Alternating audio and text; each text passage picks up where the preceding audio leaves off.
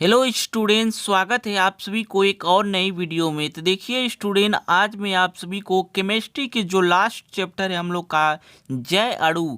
देखिए स्टूडेंट, जय अणु चैप्टर के सभी महत्वपूर्ण प्रश्न को लेकर आया हूं जो आपके बोर्ड एग्जाम पेपर में 100% पूछे जाने वाले हैं और सभी 4 से 5 नंबर वाले क्वेश्चन होने वाले हैं। तो इसलिए आप लोग इन क्वेश्चनों को अच्छे तरीके से जरूर तैयार कर लीजिएगा ताकि आपको ये पेपर में 100% पूछे जाने वाले क्वेश्चन है स्टूडेंट। इसलिए आप लोग इन क्वेश्चनों को अच्छे तरीके से जरूर तैयार कर लीजिएगा। देखिए स्टूडेंट, मैं उन्हीं सब क्वेश्चनों को लेकर आता हूं जो 100% पूछे जाने वाले होते हैं। तो इसलिए आप लोग इस क्वेश्चन को अच्छे तरीके से देखते रहिएगा। तो यहाँ पर देखिए हम लोग का पहला क्वेश्चन क्या कर रहा है, यहाँ पर ध्यान से देखिए कि कार्बोहाइड्रेट क्या होते हैं, इनका वर्गीकरण कीजिए। देखिए स्टूडेंट, आपको पेपर में आएगा 5 नंबर में आएगा कार्बोहाइड्रेट क्या होते हैं, इनका वर्गीकरण कीजिए। तो देखिए स्टूडेंट, क्या क्या लिखना है आपको अच्छे तरीके से। वे पदार्थ जो जल अपघटित करने पर पॉलीहाइड्रॉक्सी एल्डिहाइड या कीटोन देते हैं। क्या कह रहा है कि वे पदार्थ जो जल अपघटित करने पर पॉलीहाइड्रॉक्सी एल्डिहाइड एवं कीटोन देते हैं तो कार्बोहाइड्रेट कहलाते हैं। क्या कहलाते हैं स्टूडेंट? कार्बोहाइड्रेट कहलाते हैं। जैसे में इसका हो जाएगा ग्लूकोज, फ्रक्टोज और सुक्रोज आदि। तो इसका भी आप लोग अच्छे तरीके से इसका जो है आपको परिभाषा याद कर लेना है और इसके जैसे में आपको लिखना है ग्लूकोज, फ्रक्टोज और सुक्रोज आदि। और उसके बाद देखिए स्टूडेंट, यहाँ पर अच्छे तरीके से कि भौतिक गुणों के आधार पर इनको 2 वर्गों में बांटा गया है। कितने वर्गों में बांटा गया है स्टूडेंट? 2 वर्गों में बांटा गया है। तो यहाँ पर देख लीजिए, पहला है शर्करा। ये क्रिस्टलीय, मीठा तथा पानी में घुलनशील होते हैं। क्या होते हैं स्टूडेंट? ये क्रिस्टलीय और मीठा तथा पानी में घुलनशील होते हैं। और शर्करा में क्या होगा स्टूडेंट? यहाँ पर देखिए कि ये क्रिस्टलीय, स्वादहीन और पानी में अविलेय होता है। क्या होता है स्टूडेंट? ये क्रिस्टलीय और स्वादहीन पानी में अविलेय होता है। तो देख लीजिए अच्छे तरीके से कार्बोहाइड्रेट क्या होते हैं, इनका वर्गीकरण अगर आए तो आप लोग अच्छे तरीके से इन सभी बातों को लिख देना है, आपको 100% पूरे नंबर मिल जाएंगे स्टूडेंट। तो उसके बाद हम लोग अगले क्वेश्चन को देखते हैं स्टूडेंट। अगला क्वेश्चन भी हम लोग का मोस्ट इंपॉर्टेंट क्वेश्चन है। तो आगे देखिए, हम लोग का दूसरा नंबर क्वेश्चन क्या कर रहा है कि न्यूक्लिक अम्ल क्या होते हैं। क्या कर रहा है स्टूडेंट? न्यूक्लिक अम्ल क्या होते हैं। देखिए स्टूडेंट, ये आपको 2019, 18 और 22 और 23 में पूछे गए क्वेश्चन है। तो इसलिए इसको अच्छे तरीके से तैयार कर लीजिएगा क्योंकि ये आपको 2024 के पेपर में आने वाले क्वेश्चन है। तो यहाँ पर देखिए कि न्यूक्लिक अम्ल अत्यंत महत्वपूर्ण जैविक अणु है। क्या है स्टूडेंट? न्यूक्लिक अम्ल अत्यंत महत्वपूर्ण जैविक अणु है जो सभी कोशिकाओं के केंद्रक में उपस्थित रहते हैं। जो सभी कोशिकाओं के केंद्रक में उपस्थित रहते हैं। ये उच्च अणु भार वाले बृहत अणु हैं। क्या है स्टूडेंट?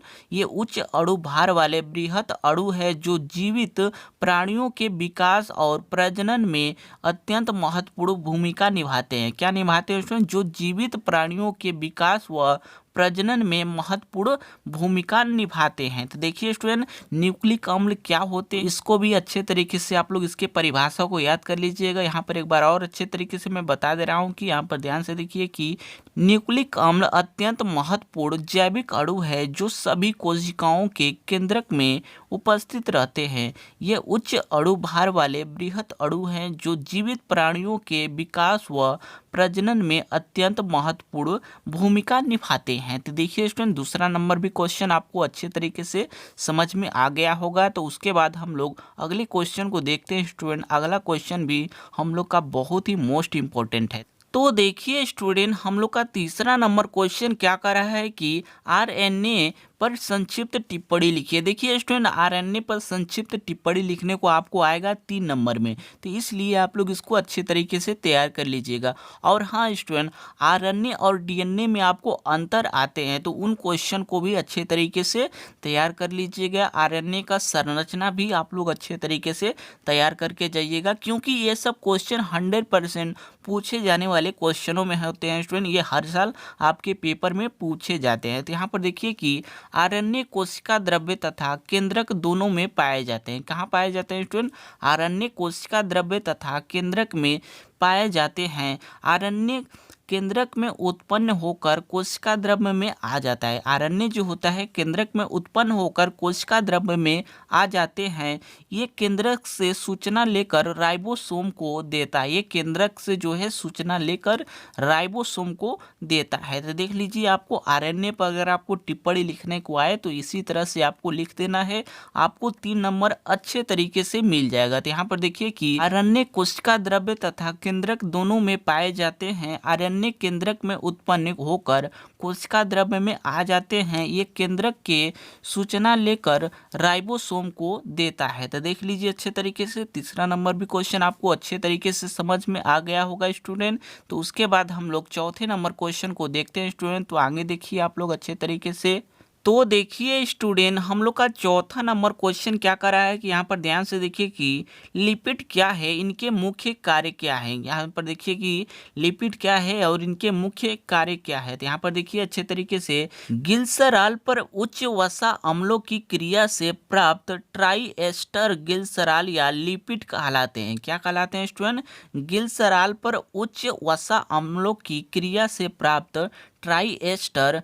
ट्राइएस्टर क्या है जो स्टूडेंट यहाँ पर देखिए कि ग्लिसरॉल पर उच्च वसा अम्लों की क्रिया से प्राप्त ट्राइएस्टर ग्लिसरॉल या लिपिड कहलाते हैं। तो देख लीजिए अच्छे तरीके से इसका जो है परिभाषा, उसके बाद यहाँ पर इसके कार्य को यहाँ पर देख लेते हैं। तो यहाँ पर देखिए कि लिपिड के कार्य, सरल लिपिड जीवों में ऊर्जा स्रोत का कार्य करते हैं। क्या करते हैं स्टूडेंट? सरल लिपिड जीवों में ऊर्जा स्रोत का कार्य करते हैं। यहाँ पर उसका दूसरा जो है कार्य देख लीजिए यहाँ पर अच्छे तरीके से कि लिपिड कोशिका को चोट से बचाता है। लिपिड जो होता है कोशिका को चोट से बचाता है। तो देख लीजिए अच्छे तरीके से लिपिड क्या है, इनके मुख्य कार्य क्या है। तो इसको भी अच्छे तरीके से लिख लीजिएगा। ये भी आपको 3 से 4 बार आपको पेपर में पूछे जा चुके क्वेश्चन है। 2022 और 23 के पेपर में पूछे गए क्वेश्चन था स्टूडेंट। तो उसके बाद हम लोग अगले क्वेश्चन को देखते हैं स्टूडेंट।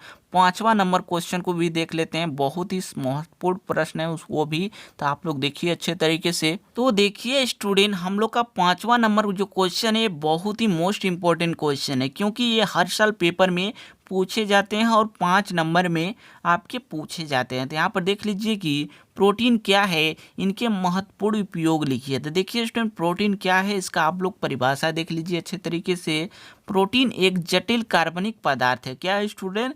प्रोटीन एक जटिल कार्बनिक पदार्थ है जिसका निर्माण कार्बन, हाइड्रोजन, ऑक्सीजन एवं नाइट्रोजन तत्वों के अणुओं से हुआ है। जिसका निर्माण जो है कार्बन, हाइड्रोजन, ऑक्सीजन एवं नाइट्रोजन के अणुओं से हुआ है। और यहाँ पर आगे देखिए कि एमिनो अम्ल की सहायता से नए उत्तक बनता है। तो देख लीजिए स्टूडेंट, प्रोटीन क्या है आपको बस इतना ही लिखना होगा। प्रोटीन एक जटिल कार्बनिक पदार्थ है जिसका निर्माण कार्बन, हाइड्रोजन, ऑक्सीजन एवं नाइट्रोजन के तत्वों के अणुओं से हुआ है। इम्यूनो अम्ल की सहायता से नए उत्तक बनाए जाते हैं। तो यहाँ पर उसके कार्य को यहाँ पर देख लीजिए। उसके बाद यहाँ पर आगे देखिए यहाँ पर अच्छे तरीके से कि युवकों को प्रतिदिन 60 से 65 ग्राम प्रोटीन चाहिए, इसके अभाव में शरीर कमजोर हो जाता है। तो देखिए स्टूडेंट, प्रोटीन क्या है और प्रोटीन के जो है उपयोग भी आप लोग अच्छे तरीके से लिख लीजिएगा। तो उसके बाद हम लोग अगले क्वेश्चन को देखते हैं स्टूडेंट। हम लोग का अगला भी क्वेश्चन बहुत ही मोस्ट इंपॉर्टेंट क्वेश्चन होने वाला है। तो आगे देखते हैं हम लोग। तो देखिए स्टूडेंट, हम लोग का 6वां नंबर क्वेश्चन क्या करा है कि मोनोसेकेराइड से आप क्या समझते हैं। क्या करा है क्वेश्चन स्टूडेंट?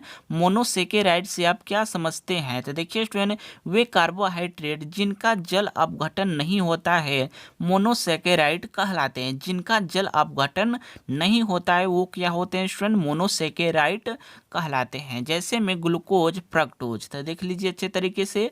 उसके बाद हम लोग का अगला जो क्वेश्चन है 7वां नंबर क्वेश्चन को हम लोग देख लेते हैं। यहाँ पर देखिए अच्छे तरीके से कि प्रोटीन के विकृतीकरण से क्या तात्पर्य है। देखिए स्टूडेंट, प्रोटीन के विकृतीकरण से आपका क्या तात्पर्य है। तो यहाँ पर देख लीजिए अच्छे तरीके से, बहुत ही आसान इसका परिभाषा है। तो यहाँ पर देखिए कि किसी प्रोटीन के भौतिक एवं जैविक गुणों में उनके रासायनिक संगठनों को प्रभावित किए बिना परिवर्तन की क्रिया को विकृतीकरण कहलाते हैं। क्या कहते हैं स्टूडेंट? विकृतीकरण कहते हैं। तो एक बार और अच्छे तरीके से यहाँ पर समझ लीजिए कि किसी प्रोटीन के भौतिक एवं जैविक गुणों में उनके रासायनिक संगठन को प्रभावित किए बिना, उनके जो है रासायनिक संगठन को प्रभावित किए बिना परिवर्तन की क्रिया को विकृतीकरण कहते हैं। तो देख लीजिए अच्छे तरीके से, जितने भी मैंने क्वेश्चन बताया हूँ स्टूडेंट, सभी मोस्ट इंपॉर्टेंट क्वेश्चन है और सभी 3 से 4 बार लगभग पूछे गए क्वेश्चन है। तो इसलिए आप लोग इन क्वेश्चनों को अच्छे तरीके से